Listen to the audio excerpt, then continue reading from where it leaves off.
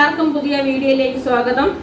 Empuraan cut വീഴാൻ പോവുകയാണ്. അതായത് ഈ ചിത്രത്തിലെ പ്രധാനപ്പെട്ട 17 ഭാഗങ്ങൾ അങ്ങ് കത്രിക കയറ്റാൻ പോവുകയാണ്. എന്തുകൊണ്ട് എന്ന ചോദ്യത്തിന് നമുക്ക് ഉത്തരം ലഭിച്ചു കഴിഞ്ഞു.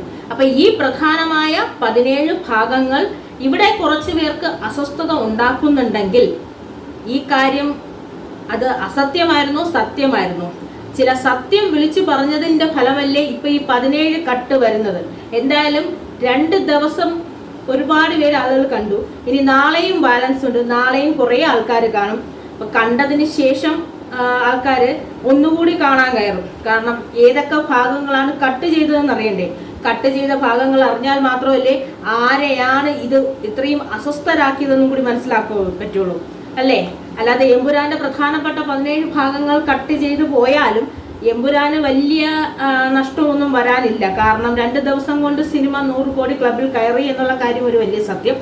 രണ്ടാമത്തെ കാര്യം എന്ന് പറഞ്ഞു കഴിഞ്ഞാൽ ഏതൊക്കെ ഭാഗങ്ങൾ കട്ട് ചെയ്തു എന്നറിയാൻ വേണ്ടി ഒന്നുകൂടി തിയേറ്ററിൽ വീണ്ടും കയറും. ഒന്നുകൂടി കാണണമെന്ന് ആഗ്രഹിക്കാത്തവർ പോലും കട്ട് ചെയ്ത ഭാഗങ്ങളെ ഒന്നറിയാൻ വേണ്ടി എന്തായാലും ഒന്നുകൂടി കയറും.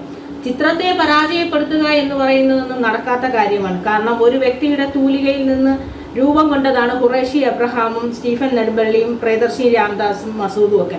അല്ലാതെ നമുക്ക് ചുറ്റും ജീവിച്ചിരുന്ന വ്യക്തിയുടെ ജീവിതത്തിന്റെ അവിടെ പൊടുപ്പും തൊങ്ങലും ഒക്കെ ചേർത്ത് വെച്ച് ക്ലിയർ ചെയ്ത് പ്രയാസപ്പെട്ട ഭാഗങ്ങളെയൊക്കെ വലിച്ചു കീറി മാറ്റി പിന്നെ ഒരു ജീവിതം ഉണ്ടാക്കി 2 വീട്ടിനകത്തിരുന്ന് ഷൂട്ട് ചെയ്ത് ഇറക്കിയ ചിത്രമല്ല എമ്പുരാൻ.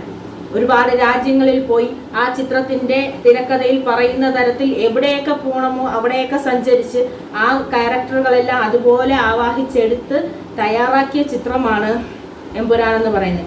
അതുകൊണ്ട് തന്നെ ആ എമ്പുരാൻ തമ്പുരാനാറ്റ് ഇവിടെ ഉണ്ടാകും. മലയാള സിനിമയിൽ എമ്പുരാന് ശേഷവും എമ്പുരാന് മുമ്പും ശേഷവും എന്നൊരു ഇറ തീർച്ചയായും ഉണ്ടായിരിക്കും. എമ്പുരാന് മുമ്പ് കേവലം ഒരു സിനിമയെ പേടിക്കുന്നുണ്ടെങ്കിൽ അന്ന് അനുഭവിച്ചിരുന്നവരുടെ അവസ്ഥയെക്കുറിച്ചാണ് ഞാൻ ചിന്തിക്കുന്നത്. കാരണം കേവലം ഒരു സിനിമയെ ഭയന്ന് തുടങ്ങി.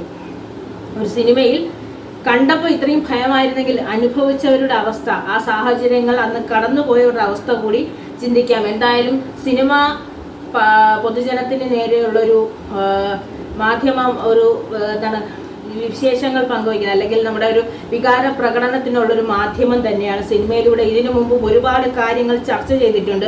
നല്ലതും മോശവുമായ ഒരുപാട് കാര്യങ്ങൾ ജനങ്ങളിലേക്ക് എത്തിക്കാനുള്ള മാർഗമായി സിനിമ ഇതിനു മുമ്പ് ഉപയോഗിച്ചിട്ടുണ്ട്.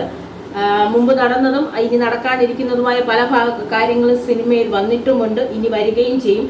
എമ്പുരാന് ഒരു കോട്ടവും സംഭവിക്കാതെ മലയാളത്തിന്റെ ബ്രഹ്മാണ്ഡ ചിത്രമായി തന്നെ ഇവിടെ കാണും, എത്ര കത്രിക വച്ചാലും.